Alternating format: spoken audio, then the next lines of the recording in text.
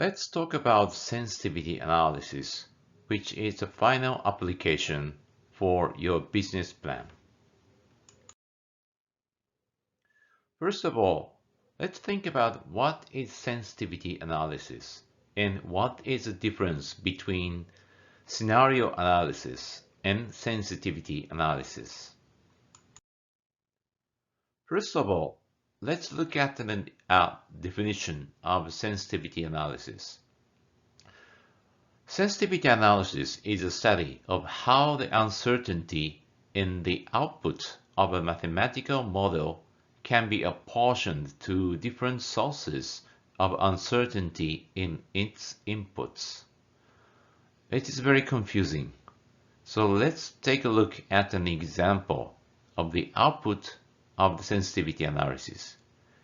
As you can see in the 6x6 matrix, this is an output of the analysis. In this example, I took two parameters. One is growth ratio percentage of COGS. The other one is number of sales in FY 2021. And the numbers in the matrix shows the end result. That means accumulated profit in year FY 2026. So, for example, if you assume the number of sales in the first year as 30,000, at the same time, if you assume the growth ratio of COGS as -2% annually, then the end result will be 39,928,900. This is a result. But if you change your original assumption, let's say the number of sales in the first year from 30,000 to 31,000, then you can see the cell on the right hand side. You can see the number 53,942,979. This is the new end result if you change the assumption from 30,000 to 31,000. So, without doing or repeating the simulation or making the business plan from scratch, you can see all the possible end results in the matrix based on the different assumptions. This is very convenient if you just focus on two parameters to change.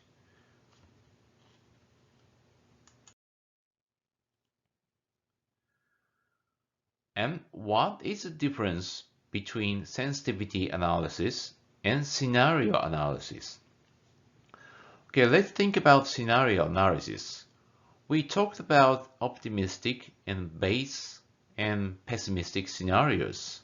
We applied 3 scenarios, but you can select as many parameters as you like in the scenario analysis.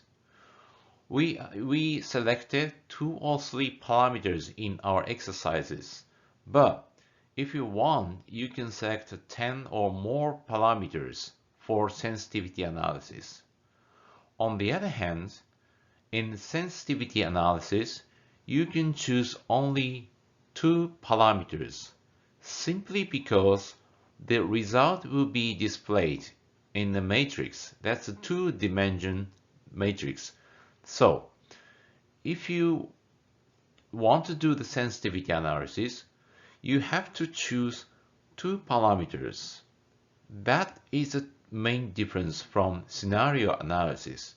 But another difference, big difference from scenario analysis is, as you saw in the previous slide, you can see more details, options, or cases. As you can see in the matrix, that was 6x6. That means you have 36 cases at the same time. which you cannot do in the scenario analysis. So you can choose less number of parameters, but you can see more details of the output. That is an advantage of sensitivity analysis.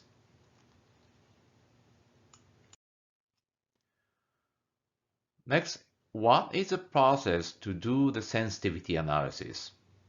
First of all, you have to determine the target or critical parameters to show. That is a parameter or numbers to show as an end result in the matrix. The previous example, in the previous example, it was accumulated profit at the end of the year. So let's take the same approach in your exercise. Our goal, our target parameter is accumulated profit in the last year in the business plan.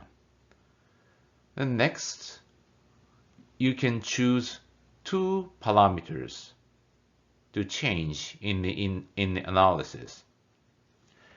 How you can choose the two parameters? You can apply the same criteria as you did in the scenario analysis.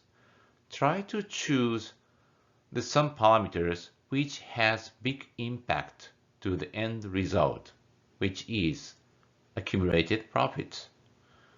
And choose the parameters which is difficult to make an assumption. So uncertainty is not easy to predict the real number when you make a plan. That's uncertainty. And then finally, you think about the interests of the decision maker.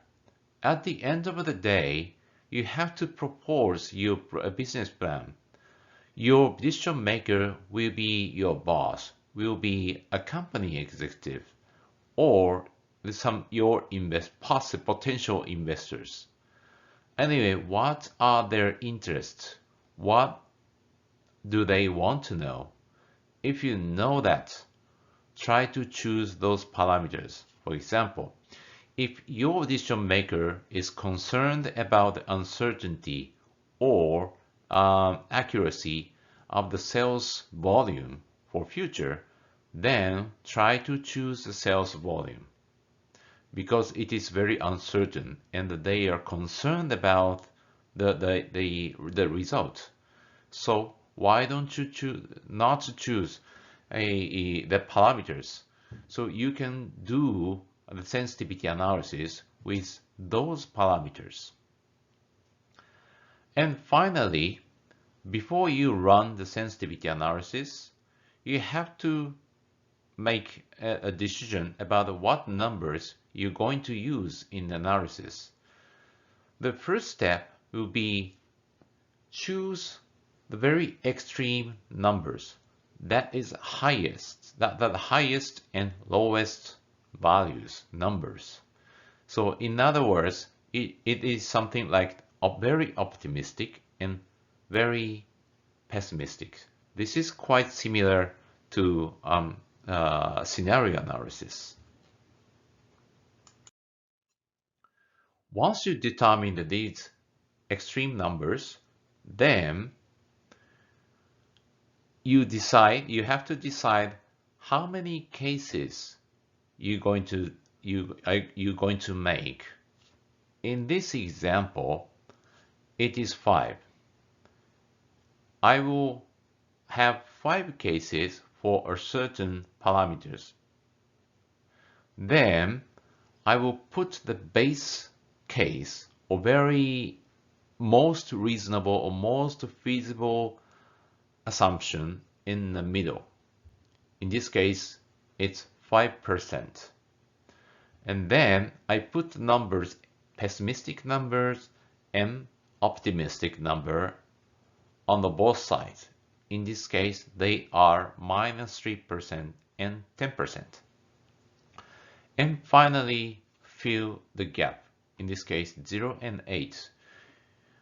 There is no rule, there is no guideline or calculation methodologies how to decide the numbers. So middle and extremes and then something in between. Try to find very reasonable numbers. There is no specific rule. This is how you run the simulation, but I'd like to demonstrate how to do it in the class after the video. But you can use what if function of Excel sheet. It is quite easy. You do not have to calculate by yourself.